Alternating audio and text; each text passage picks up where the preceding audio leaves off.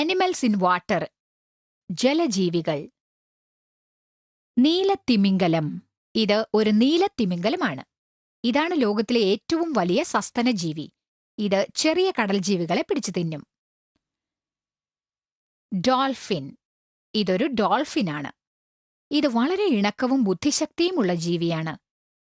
ഇത് ചെറിയ മീനുകളെയും കടലിനടിയിലെ ചെടികളെയും ഭക്ഷിക്കും. ചിലതരം ഡോൾഫിനുകൾ നദിയിലാണ് ജീവിക്കുന്നത്. ഓർക്കയുടെ മറ്റൊരു പേരാണ് കില്ലർ വെയിൽ. ഇതൊരു കില്ലർ വെയിലാണ്. ഇത് വലിയ മീനുകളെയും നീർനായകളെയും പെൻഗ്വിനുകളെയും പിടിച്ചു തിന്നും. ഇത് പ്രസവിക്കുന്ന തരം സസ്തനജീവിയാണ്.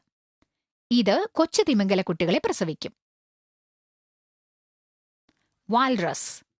ഈ ജീവിയുടെ പേര് വാൽറസ് എന്നാണ്. ഇതൊരു ശാന്ത സ്വഭാവമുള്ള ജീവിയാണ്. അതിന് നല്ല മൂർച്ചയുള്ള ദന്തങ്ങളുമുണ്ട്. ഇത് ആർട്ടിക് പ്രദേശത്താണ് ജീവിക്കുന്നത്. കടൽ സിംഹം. ഇത് കടൽ സിംഹമാണ്. ഇത് ശരിക്കും ഒരു സീൽ തന്നെയാണ്.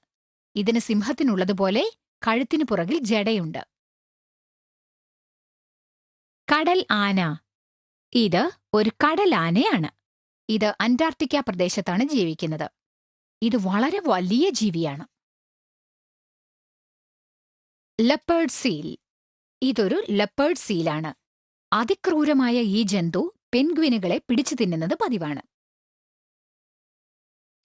ഓട്ടർ. ഇതാണ് ഓട്ടർ എന്ന് വിളിക്കുന്ന നീർനായ. ഇത് നദികളിലാണ് ജീവിക്കുന്നത്. ഇതിന്റെ പ്രധാന ഭക്ഷണം മീനുകളാണ്. ഡുഗോങ്. ഇതൊരു ഡുഗോങ് ആണ്.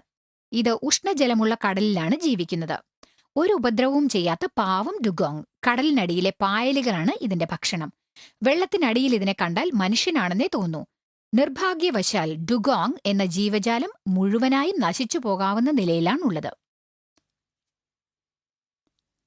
മാനറ്റി. ഇത് ഒരു മാനറ്റിയാണ്.